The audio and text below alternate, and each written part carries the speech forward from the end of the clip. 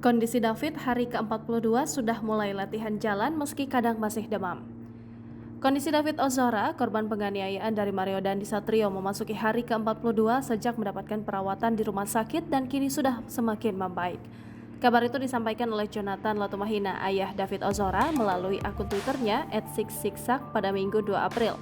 Menurut Jonathan, kondisi David di hari ke-42 ini terbagi atas dua hal. Pertama, kesadaran kuantitatif sudah sangat baik, organ vital juga baik, tak ada masalah. Kedua, kesadaran kualitatif atau kognitif menurut tim dokter Rumah Sakit Mayapada masih butuh long run karena banyak sekali asesmen yang harus dilakukan baik secara fisik maupun psikis.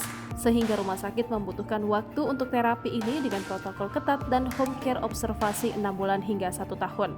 Meskipun hingga kini David masih tetap dirawat di ruang ICU, dan yang menggembirakan terapi yang dijalani David sudah memasuki latihan berjalan.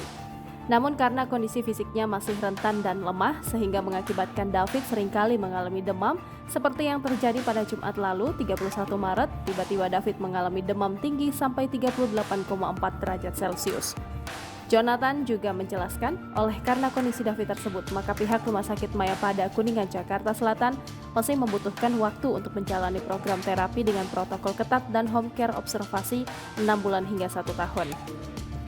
Sehingga ia sangat berharap dukungan dari masyarakat yang mendoakan kesembuhan anaknya, di mana David turut mengalami diffuse axonal injury adalah cedera otak sangat berat. Jangan lupa subscribe, share, komen, dan like ya!